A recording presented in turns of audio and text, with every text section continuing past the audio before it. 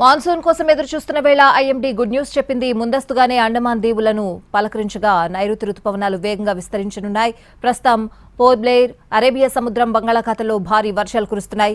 ఈ వాతావరణ అనుకూలత ఆధారంగా మే 26న కేరళను తాకుతాయని అంచనా వేస్తోంది. ఈ ఏడాది సాధారణం కంటే తక్కువ వర్షాలు కురుస్తాయని ఐఎండీ అంచనా వేస్తోంది.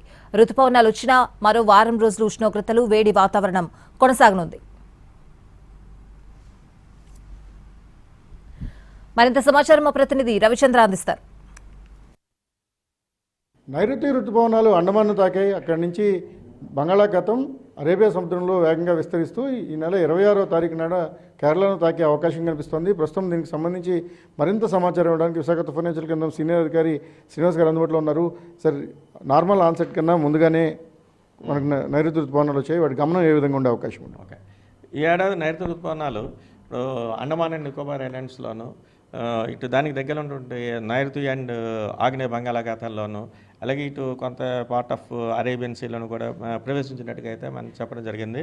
ఇక్కడ ఉన్నటువంటి మనం ఈ లైన్స్ చూస్తే ఇవన్నీ బ్లూ లైన్ ఏమో నార్మల్ ఇప్పుడు సెట్ అయినప్పుడు, అంటే ఈ లైన్ మొత్తం అంతా చూస్తే దీనికి southern parts of this blue line అంతా కూడా మాన్సూన్ ఎంటర్ అయినట్టుగా దీని యొక్క మీనింగ్. అలాగే నెక్స్ట్ ఈ రెడ్ లైన్స్ ఇవన్నీ కూడా normal dates of onset of monsoon war these regions అన్నమాట. ఇవన్నీ కూడా చూస్తే ఇప్పుడు ఇప్పుడు అండమాన్ అండ్ నికోబార్, అలాగే నెక్స్ట్ కేరళకు కూడా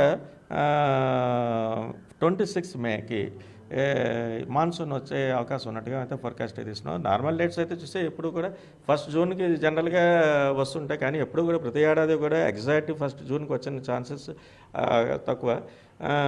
ఇటు కానీ అటు కానీ జరుగుతుంటుంది. ఈ ఏడాది అయితే ఒక 4 రోజులు ముందుగానే మనకి 26, అది కూడా మనం చెప్పేది ±4 డేస్ మోడల్ ఎర్రర్ కూడా ఉంటుంది. ఇవన్నీ కూడా మోడల్ బేస్డ్ ఫోర్కాస్ట్. ఇవన్నీ కూడా క్లైమేట్ మోడల్స్ అని CFMSS climate forecast model systems అని ఉన్నాయి. మన పూనాలో ఉన్నటువంటి CRS పూనా వాళ్ళు తయారు చేసిన దాని ప్రకారం చూస్తే.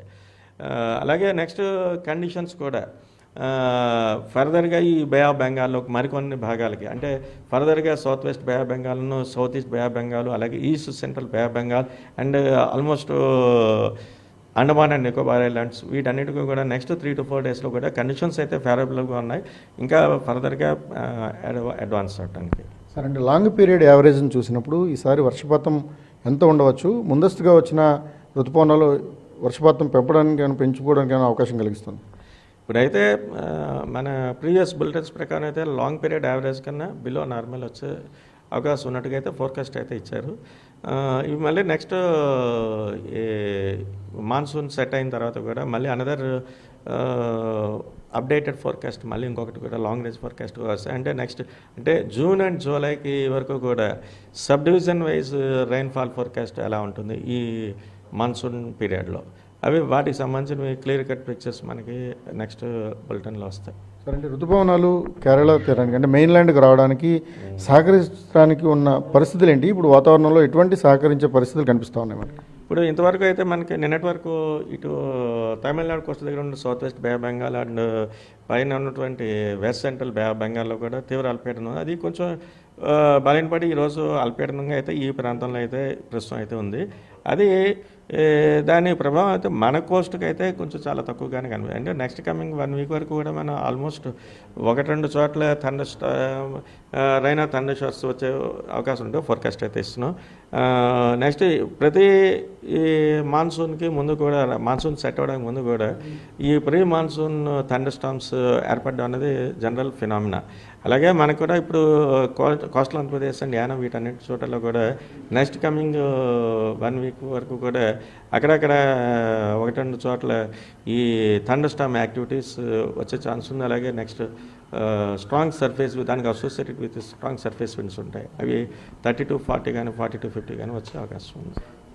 ఈ నెల 26న రుతుపవనాలు కేరళను తాకుతాయని అంచనా వేస్తుండగా తెలుగు రాష్ట్రాల్లో మాత్రం ఈ ఉష్ణోగ్రతలు ఇదే స్థాయిలో కొనసాగే అవకాశం ఉంటుంది. ఇందుకు మించి పెరగడం కానీ వడగాళ్ళ వాతావరణం కానీ ఉండే పరిస్థితులు లేవని వాతావరణ శాఖ చెప్తోంది.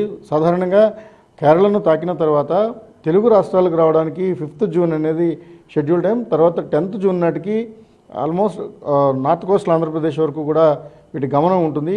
ఈసారి అడ్వాన్స్ అవుతున్నాయి కాబట్టి రుతుపవనాల అనుకూల వాతావరణం కనిపిస్తున్న తరుణంలో ఒకసారి కేరళను తాకిన తర్వాత ఏపీ తెలంగాణకు ఎప్పుడు వస్తాయనే దాని మీద స్పష్టత ఇవ్వగలుగుతామని వాతావరణ శాఖ